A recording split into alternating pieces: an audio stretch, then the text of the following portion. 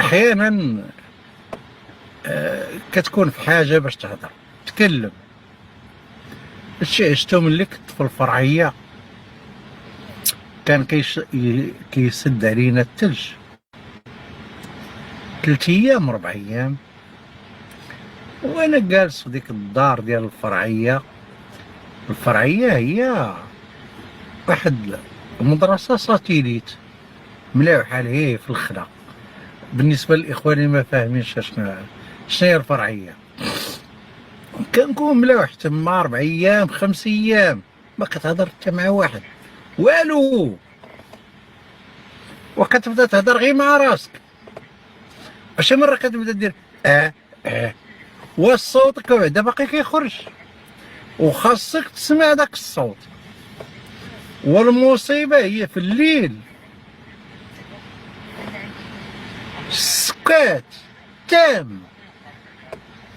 داكشي علاش كان عزيز عليا داك ادبيات اللي خرجت على السجون، بحال الزنزانه 10، بحال هذاك اللي دار الاخر. عزيز عليا هذاك الكتابات، وقريتها في اونفان كنت قريتها في داك الخلا ملي بدات كتخرج. ف دابا قول ما يالي، انا ما بقيتش كنتلاقى مع الناس كاع، مبقيتش كنتلاقى، وهذه مده راه ما كنتلاقاش مع الناس.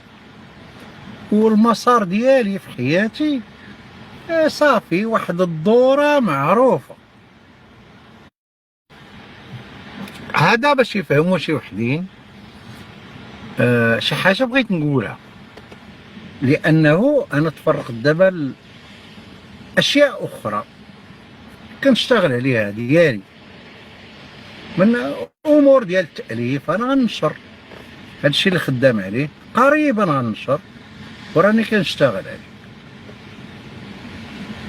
ونختموا هاد المسيره ديالنا، ونتمنى الموت قريبا. ما عنديش الابديه، صافي ملي تسالي واحد باقا واحد شي حويجات معينه خصني نشتغل عليها ونكملها، وغادي ننشرها، واتمنى الموت بعدها. لا اريد الابديه ولا اي شيء. انا لست متمسكا ما كثيرا بهذه الحياه وراه عجباني ولا ما عرف. انا بحال جبران خليل جبران، ولانني قريته بزاف وقريته بزاف بمعنى الكلمه. الموت نحملها بين مناكبنا، لا انتظر يعني هذه الأبدية، ولا أنتظر الخلود، ولا أنتظر أي شيء. ما بقات كتنتظر أنا حتى حاجة. كلشي بالنسبة لي سهلة، إلا كاين واحد لي زونكاجمون التزامات ديال الحياة مع راسو. وعندي واحد المؤلفات أنا كنشتغل عليها باش تخرج فقط. ما بقات عندي حتى شي حاجه من غير هادشي. تحيه لكم وشكرا لكم.